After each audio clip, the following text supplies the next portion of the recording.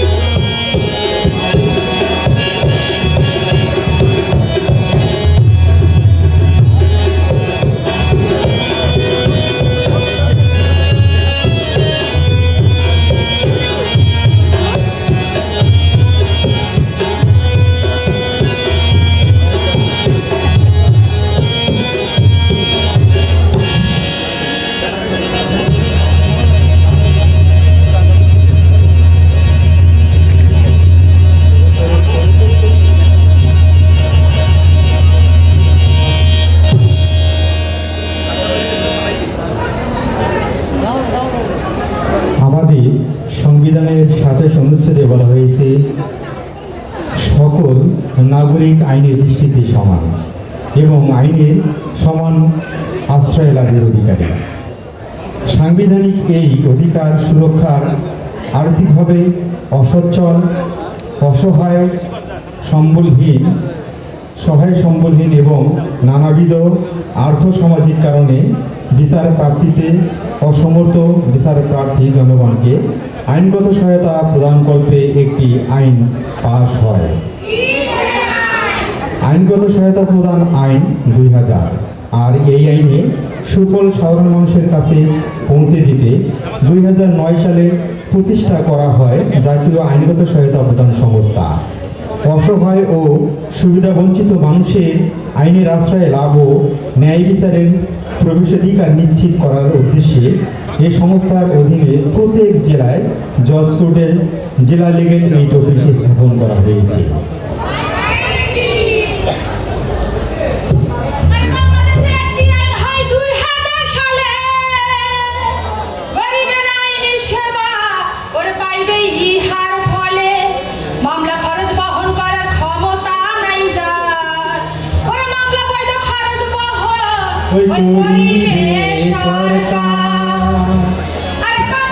দেশে একটি আইন হয় 2000 সালে,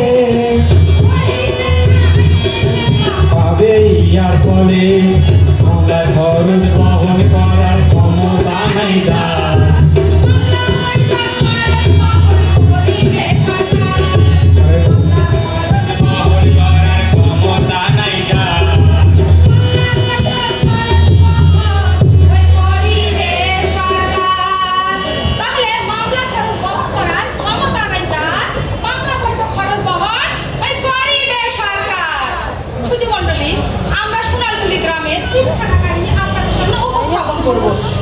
এবার আমরা প্রথম কাহিনী আপনাদের সামনে উপস্থাপন করব।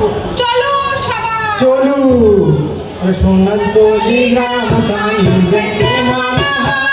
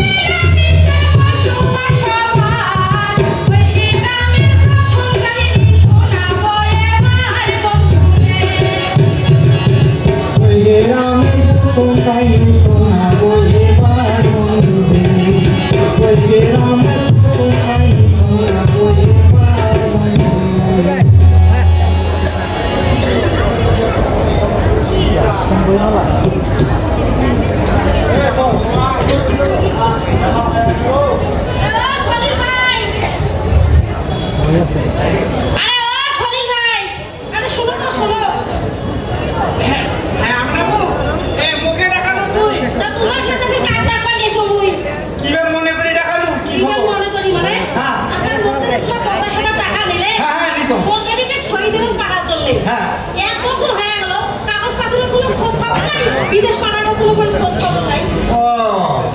না ঠিকই করছিস, কি 50,000 টাকা মুখ দিছিস, কাগজপত্র পাঠিয়ে দিছ, সব কিছু ক্লিয়ার করছো।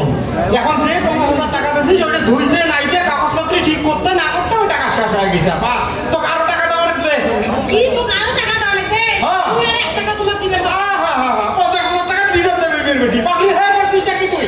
আন্দাজি তুই আর টাকা দিকে দিবেন বাবা। তাহলে বিদেশ যাওয়া হবার না। তুমি আমার টাকা ফিরিয়ে দিবেন না। না। আসলে তোমরা আসলে একটা ঠকবাজ আছে। এই দেখ তেরি ভাড়া কথা কইছিস মেজা সাটা ঢাকা করিস না। কিসের তুই ঠকবাজ? 50,000 টাকা মানুষ কিন্তু বিদেশ যাওয়ার পায়। তোর বেটি বিদেশ হইবে। আর টাকা দেওয়া লাগবে। আমি আর টাকা দিবেন বাবা। তাহলে বিদেশ যাওয়া হবার নয়। তুমি আমার টাকা ফেরত দিবেন না। না দিবেন না। দিবেন না তাহলে। না দিবেন না তাহলে তোমার বিরুদ্ধে মামলা করি। কি? মামলা করি। মোদের বিরুদ্ধে? হয়।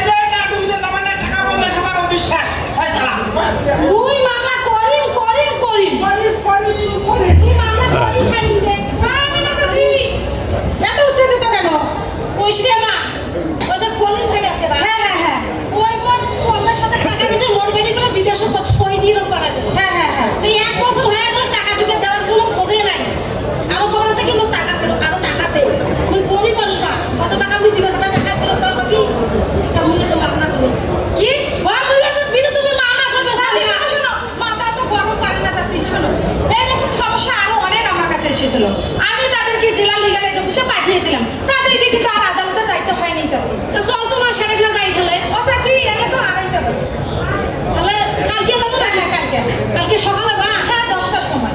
আচ্ছা তাহলে চল না, তাহলে কালকে সকালে যাবো। আচ্ছা চল। আমি না আপা শালিশ না লাগে নিয়ে, আমি না আপা শালিশ না লাগে নিয়ে, 10 ফুটে যায় দিলালি গালে টোপিসে হাইরে, 10 ফুটে যায় আমি না আপা শালিশ না লাগে নিয়ে, আমি না আপা শালিশ না লাগে নিয়ে।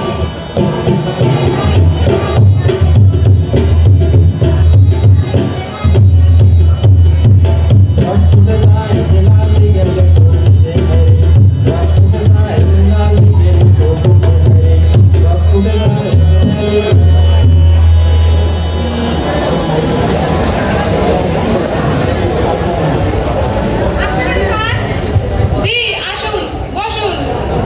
আমি জেলা লিগ্যাল এইড অফিসার, আমি একজন সহকারী জজ। আপনাদের সমস্যাগুলো আমাকে খুলে বলুন।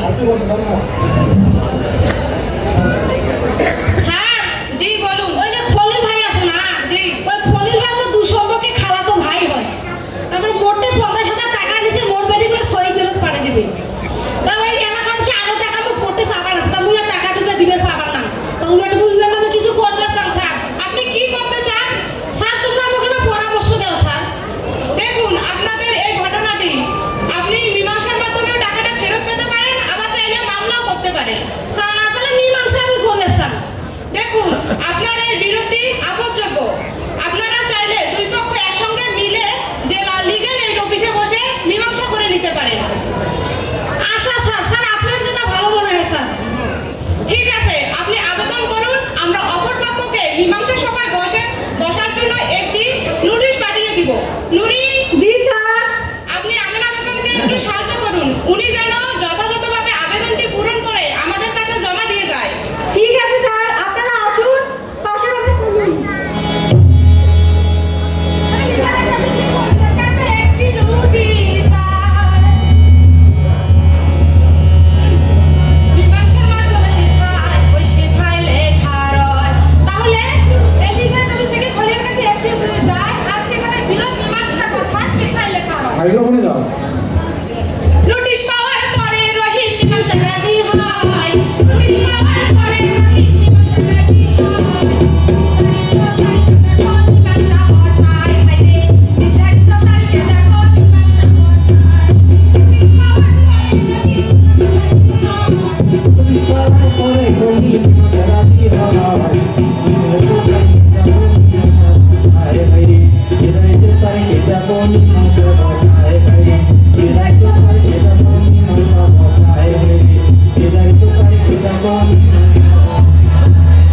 আসতে পারি স্যার। জি আসুন।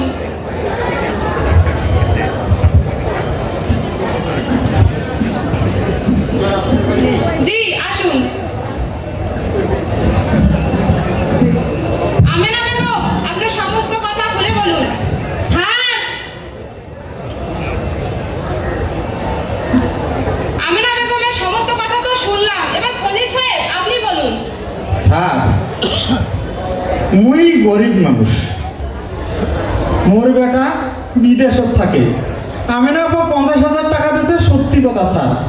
তা আমিনা আপা একদিন কয় তোর বেটা তো বিদেশত থাকে, তা তুই মোর বেটিটাকে বিদেশ পাঠিয়ে দিয়ে কান্তা। তো আমি বলছিলাম ঠিক আছে পাঠিয়ে দেওয়া যাবে, তাহলে তুই কিছু মোক টাকা দিস। আমিনা আপা মোক 50,000 টাকা দিয়েছে, মিছে কথা কবার পাবান্ন। ওই 50,000 টাকা নিয়ে আমিনা আপার বেটি ছিল সব কাগজপত্র ভাল করিয়ে সুন্দর করিয়ে সাজে গুছে এই ফাইল মূল করতে করতে টাকা 50,000 স্যার তুই নাই নষ্ট করে ফেলাইছো, ক্ষতি হয়ে গেছে। তো খলিল সাহেব, জি, স্যার। আপনাকে তো আমেনা বেগমের সমস্ত টাকা ফেরত দিতে হবে। মুই তো দিবে চাইছুন স্যার। তো কিভাবে দিবে? স্যার, মোর বেটা তো বিদেশত আসলো, হঠাৎ করে মোর বেটা চাকরি কোনা চলে গেছে। বিদেশ থেকে টাকাও পাঠার পায় না, আর আমি না আবার বেটি কর বিদেশ পাঠার পান না। তো মুই তো গরিব মানুষ, এলা কম কি স্যার, মুই এলা এই 30,000 টাকা দেন এই মাসে, আর 2 মাসের মধ্যে মুই 20,000 টাকা আমি না আবার দিয়ে দেন। আমেনা বেগম, শুনলেন তো খলিল সাহেবের কথা? না না মুই মানবে না, মুই সব টাকা মুই একবারে পালে ভালো হলে স্যার। দেখেন তো কেমন স্যার, আমি না তুই কেনই বুঝিস না, মুই গরিব মানুষ, এটা বুঝিস নি আপা। স্যার কেন বুঝেন স্যার? খলিল সাহেব, জি, আপনি স্যার। কি একসাথে সব টাকা দিতে পারবেন? না স্যার, মুই এই মাসে 30,000 টাকা দে আর 2 মাসের মুই 20,000 টাকা পরিশোধ করে দেব। আমিনা বেগম, আপনি কি 2 মাস সময় দিতে রাজি আছেন? আচ্ছা স্যার, কি করি, ভুল করি ফেলাইছ। আচ্ছা আচ্ছা, স্যার আপনার যেটা ভালো মনে হয় স্যার। ঠিক আছে খলিল সাহেব, জি, স্যার। আপনি 2 মাসের মধ্যে আমিনা বেগমের সমস্ত টাকা ফেরত দিয়ে দিবেন। এই 100 বার দেন স্যার, কোনো টেনশনে করেন না, মুই যেমন করি পান। 2 মাস নয়, মুই 1 মাসের মধ্যে চেষ্টা করে নিল ওই আমিনাপুর টাকাটা পরিশোধ করে দেব স্যার। ঠিক আছে, এই সমস্ত সিদ্ধান্ত চুক্তিপত্রে লেখা থাকবে এবং চুক্তি মতে খলিল সাহেব আপনি আমিনা বেগমের সমস্ত টাকা 2 মাসের মধ্যে ফেরত দিবেন আচ্ছা স্যার। এবং দুইজনে মিলেমিশে থাকবেন।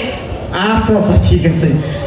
আমিনা আপা চিন্তা করিস না, মুই সব টাকা মুই তো দিয়ে দেব স্যার, মুই সব টাকা দিয়ে দেব। ঠিক আছে।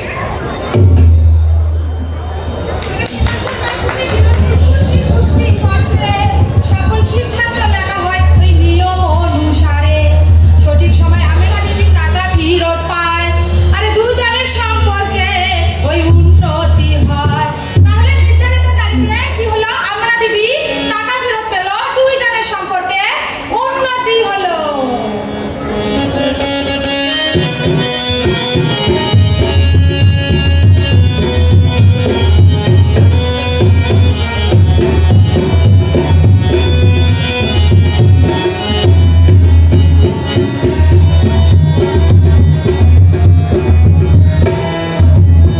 শুধু দর্শক মণ্ডলী, আমরা কিন্তু সোনারতলি গ্রামের 3খানা কাহিনী আপনাদেরকে শোনাইতে চাইছিলাম।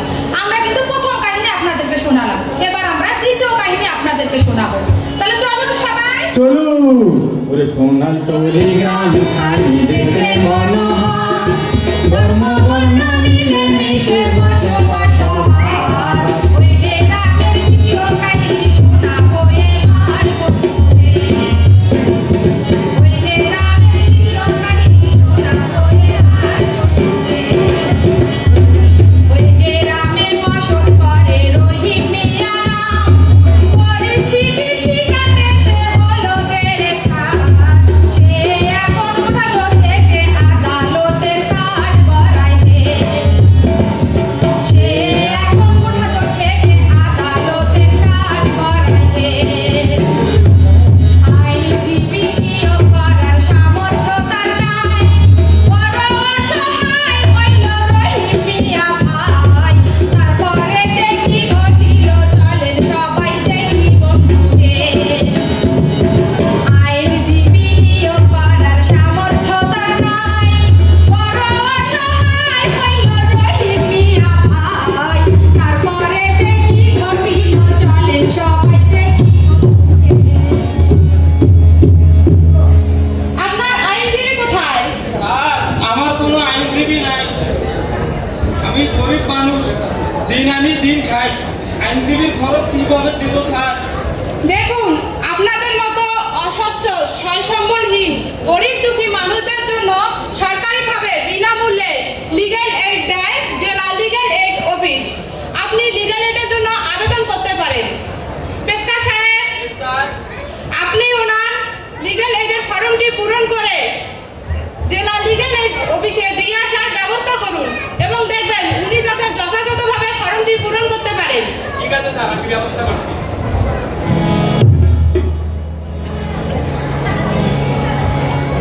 আরে বাংলাদেশে একটি আইন হয় 2000 সালে, গরিবের আইনি সেবা ওই পাইবে ইহার ফলে।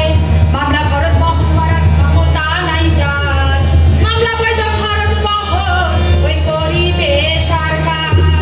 ওরে বাংলাদেশে একটি আইন হয় 2000 সালে গরিবের আইনি সেবা পাইবে ইহার ফলে, মামলা খরচ বহন করার ক্ষমতা নাই যার, মামলা বৈধ খরচ বহন ওই করিবে সরকার। তাহলে দেখি বলতে কি হলো? লিগ্যাল এইড অফিসার আইনজীবী নিয়োগ করে, লিগ্যাল এইড অফিসার আইনজীবী নিয়োগ করে। রহিমের আবেদন পত্রে লাগেছি পরে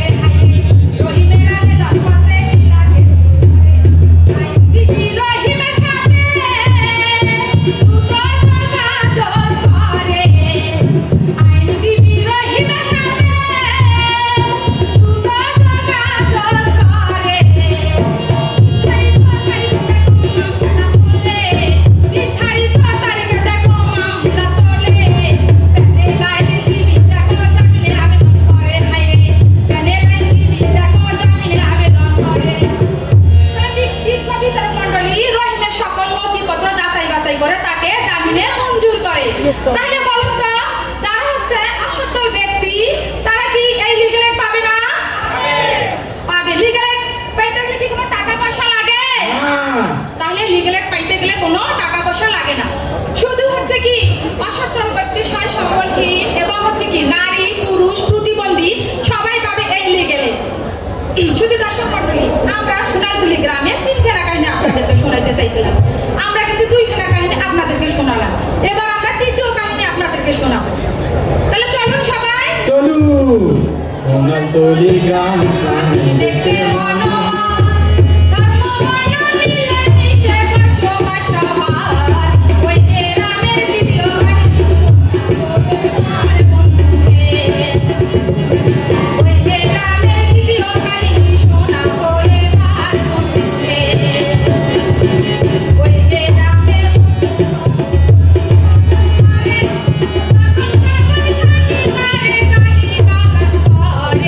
মনের দুঃখে দেখো বাবার বাড়ি চলে আসে। দুঃখে দেখো বাবার বাড়ি চলে আসে।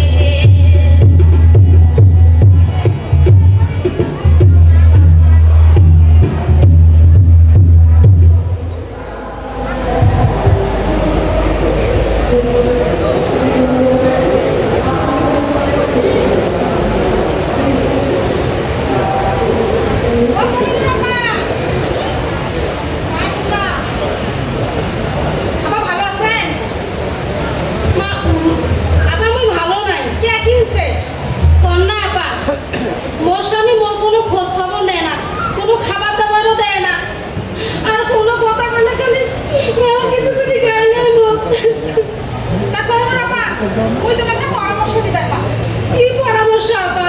ওই যে সরকারি লিগ্যাল এইড হেল্পলাইন নাম্বার একটা আছে, ওটা যদি তোমরা ফোন দেয় তাহলে তোমরা কিন্তু দ্রুত পরামর্শ পাইবে। তাহলে নাম্বার কোনে ফোন তো দেখো, নাম্বার কোনে শুনবে?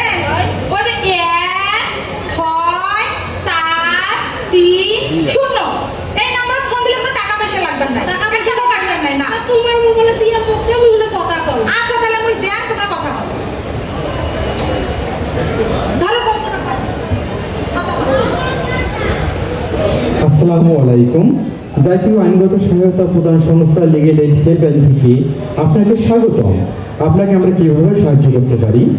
স্যার, মোর বাপ মাও কায়ও নাই, মুই এক গরিব ভাইয়ের বাড়িতে আসো। মোর গরিব ভাই আর কতদিন মুখ পোষবে, আর মোর স্বামী মুখ কোনো খাবার দাবার কিছু দেয় না। ওই জন্য আমি তোমার কাছে পরামর্শ চান স্যার। আপনার ঘটনাটি এটা একটি পারিবারিক ও আপদযোগ্য সমস্যা। আপনি চাইলে এই ঘটনা সালিসির মাধ্যমে মীমাংসা করতে পারেন। স্যার, মুই মীমাংসাই করবে চাও। আচ্ছা, আপনার বাড়িটা কোন জেলায়? স্যার, মোর বাড়ি রংপুর জেলা। প্রতিটি জেলায় জজ কোর্টে একটি লিগ্যাল এইড অফিস আছে। সেখানে একজন লিগ্যাল এইড অফিসার আছেন যিনি একজন বিচারক। তিনি এই ধরনের সমস্যাগুলো মীমাংসা করেন। আপনি লিগ্যাল এইড অফিসে গিয়ে সেখানে সঠিক আইনগত পরামর্শ পাবেন। আপনি সব কিছু কি বুঝতে পেরেছেন? স্যার, মুই তোমার কথা দিলে বুঝছো। মুই কালকে লিগ্যাল এইড অফিসে চলে যাম স্যার। স্যার, আপনার ধন্যবাদ স্যার। ওকে, আপনাকেও ধন্যবাদ। তাহলে কোহিনুর আপা কি করলো? জেলা লিগ্যাল এইড হেল্পলাইন নাম্বারে পরামর্শ নিয়ে জেলা লিগ্যাল এইড অফিসে যায় এবং সেখানে গিয়ে 2 জনের মধ্যে কি হলো? মীমাংসা হলো। আর কোহিনুর আপা তার স্বামীর সঙ্গে কি করলো? সুখে সংসার করতেছে। তাহলে শুধু দর্শক মণ্ডলী, আমরা এতক্ষণ ধরে সোনালতলি গ্রামে 3খানা কাহিনী আপনাদেরকে শোনাইতে চাইছিলাম। আমরা 3খানা কাহিনী আপনাদেরকে শোনালাম। সোনালতলি গ্রামখানি দেখতে মনোহর, ধর্ম বর্ণ মিলে মিশে বসবাস সবার। ওই গ্রামে শোনাবো এবার বন্ধুকে। ওই গ্রামের দিদি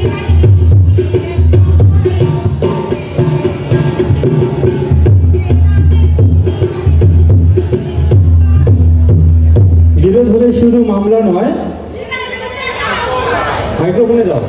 বিরোধ হলে শুধু মামলা নয়, জেলা লিগ্যাল অফিসে আপোষ হয়। বিরোধ হলে শুধু মামলা নয়, জেলা লিগ্যাল অফিসে আপোষ হয়। দুস্থ গরিব অসহায় নারী শিশু প্রতিবন্ধীর আইনগত সেবা পাবে। জেলা লিগ্যাল অফিসে গেলে দুস্থ গরিব অসহায় নারী শিশু প্রতিবন্ধীর আইনগত সেবা পাবে। জেলা লিগ্যাল অফিসে গেলে ন্যায় বিচারের প্রবেশাধিকার, নিশ্চিত করবে বাংলাদেশ সরকার। ন্যায় বিচারের প্রবেশাধিকার, নিশ্চিত করবে বাংলাদেশ যদি সরকারি লিগ্যাল এড সম্পর্কে জানতে চান তবে বই মেলায় 1089 নম্বর স্টলে চলে যান। যদি সরকারি লিগ্যাল এড সম্পর্কে জানতে চান তবে বই মেলার 1089 নম্বর স্টলে যান। সরকারি লিগ্যাল এড সেবা সম্পর্কে জানুন বই মেলার 1089 নম্বর স্টলে আসুন। সরকারি লিগ্যাল এড সেবা সম্পর্কে জানুন বই মেলার 1089 নম্বর স্টলে আসুন। বিরোধ হলে শুধু মামলা নয় জেলা বিরোধ হলে শুধু মামলা নয় জেলা জেলা